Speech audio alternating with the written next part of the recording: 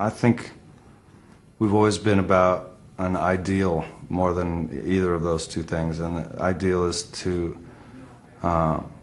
play music the way you listen to music. I've always listened to whatever I like, no matter what genre or what style it is, and I'd like to play music in that way too. So I think what we are is a good mixtape, you know? That's what we've always tried to be.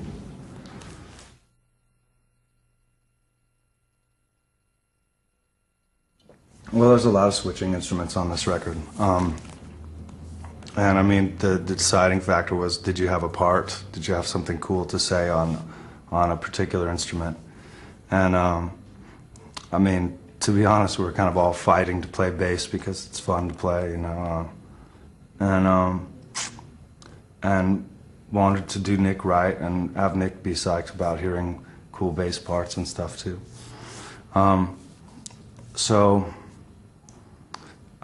It's just it's a gut feeling that decides who plays what and what it is that you play. You know, it's the same gut feeling that that says which songs should go on the record, and there's a lot of guts being used, you know.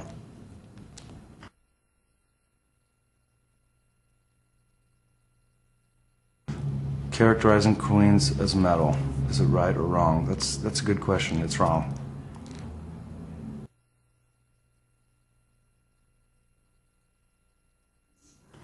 I think this is a band that's always wanted to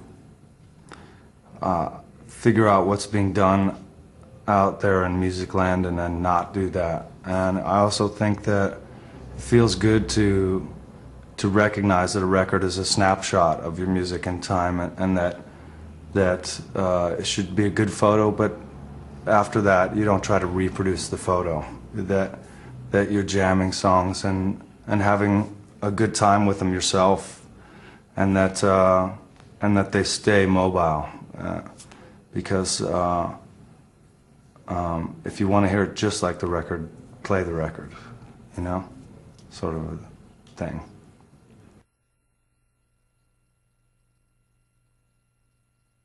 I like working with Joe Barresi. He's an insider. He's one of us, you know. I like to work with other people, so I want relationships to last, you know, musical relationships, and so I think sometimes that means going off and finding out information and working on your own, and then coming back and sort of bringing it back to the group, you know.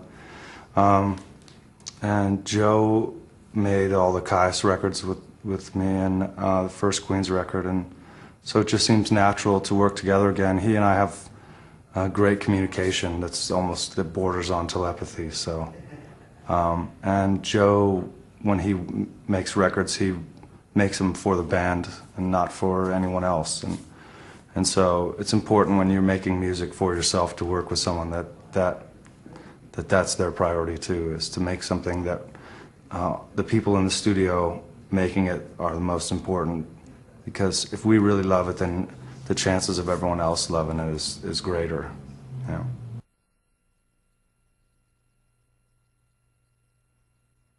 In describing to Joe sounds for this record,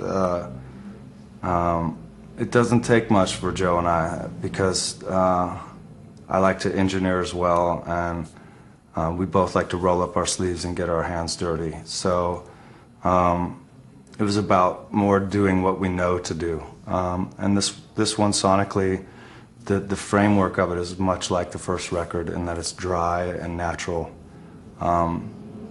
So it didn't take much explanation. It was more about kind of the discovery after we've gotten to that point, and what do we add to show not just left and right, but depth, you know, forward and backwards, and different reverbs and vocals that make sound more spherical, you know, than just horizontal, you know.